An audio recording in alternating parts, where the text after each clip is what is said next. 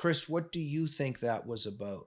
Well, Jamie, I only like to talk about things Okay. that I've filmed or that I can prove. But Okay.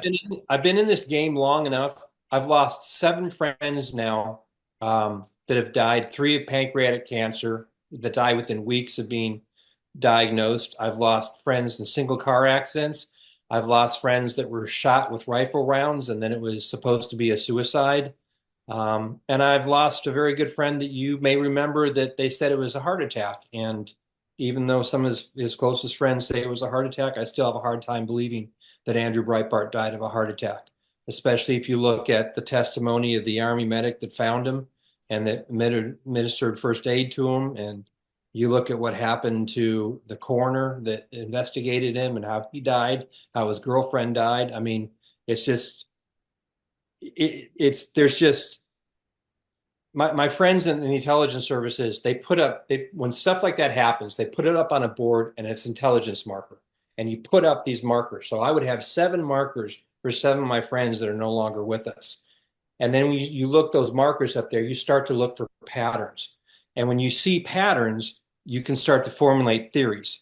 So based on the patterns that I've gone through in the last 20 years, I would say they shot my friend to shut him up. That would be my belief. I can't prove it. I won't go out and say that, but it's my friends that are in the intelligence world and special forces that are alive today and have done this for decades. They all say that one of the first things they believe in is there are no coincidences. They don't believe in coincidences, and that's what's kept them alive. So that would be as far as that goes. I'm so sorry, Chris. I can only imagine what stress you've gone through in terms of yourself and worrying about your family and your loved ones. Um, we also lost Phil Haney. Very, very suspicious circumstances. The authorities are saying it was a suicide, but a lot of things just don't add up.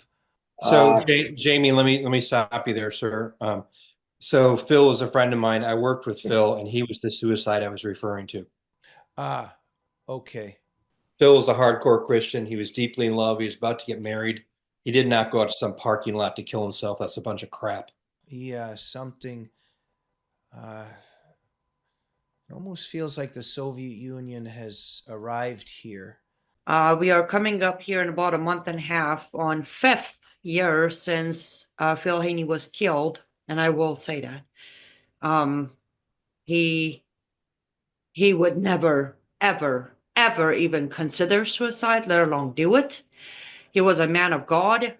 In my own journey in life, he was the first person that I told when I was saved after he talked me through it. And I know his faith. And 5 years later, shame on anybody who got behind FBI's lies to not lose their position and confirm the suicide. So I'm glad we talked about Phil Haney today.